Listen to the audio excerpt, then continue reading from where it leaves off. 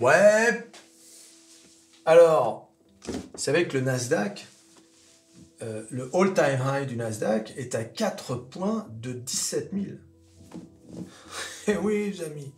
Alors, je me suis dit, peut-être qu'aujourd'hui, on pourrait les atteindre à nouveau, mais malheureusement, regardez les indices, 16 920.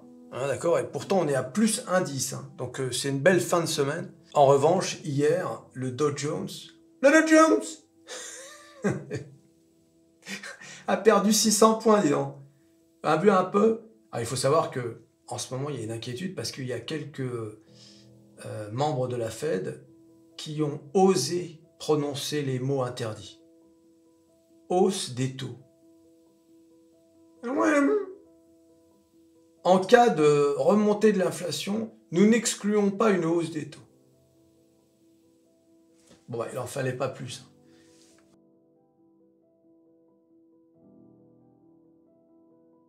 Donc le Nasdaq, le Dow Jones qui était à 40 000 quand même, hein, qui a redescendu à 39 000, et le S&P 500, 5003, c'est bien. Je rappelle les références. Pour moi, selon Métamorphose 47, la chaîne la plus bullish de France, c'est 5 000 pour S&P 500, 40 000 pour le Dow Jones, et bien sûr 16 000 pour le Nasdaq.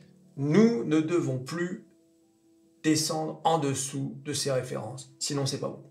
C'est le signal. Eh oui les amis. Bon, alors bien évidemment, hier c'était pas une belle journée,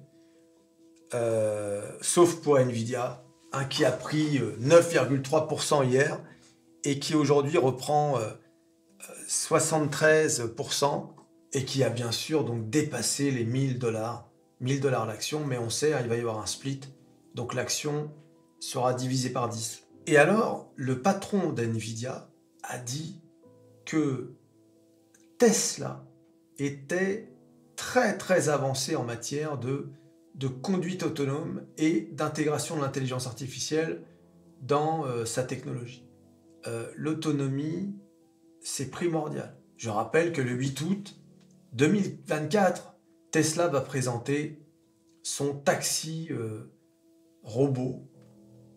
Voilà. Donc une voiture qui va conduire sans chauffeur. Donc allez savoir un peu ce qu'on va nous présenter. On verra bien. En tout cas, Tesla est à plus de 60, à 180, 178. Voilà, bon, tout est vert. Hein. Apple, Microsoft, Google. Apple qui prend 2%. Hein. D'accord ? Donc là, on est à 190. Meta qui a du mal à revenir aux 500.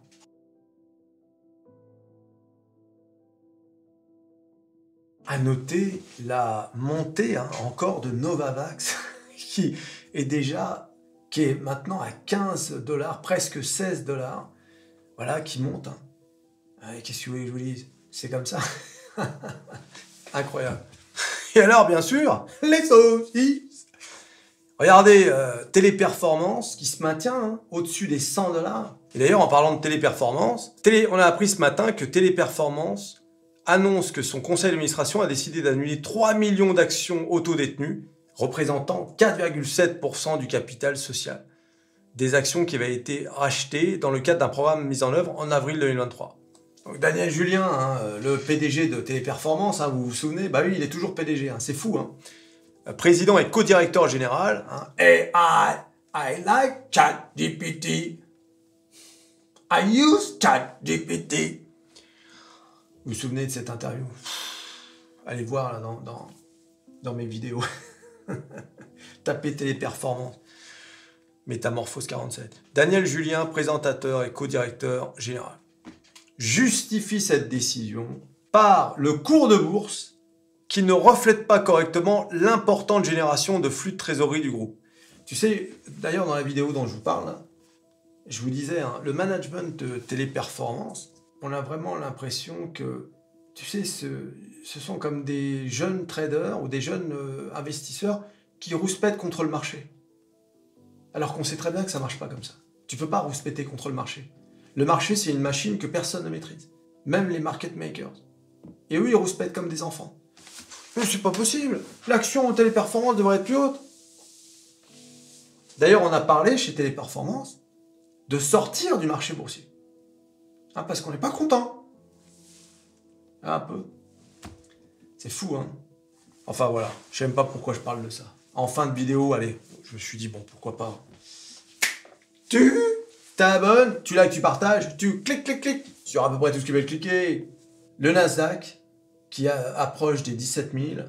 Nvidia, qui a dépassé les 1000 $. Et on se revoit à la prochaine vidéo. Allez, salut.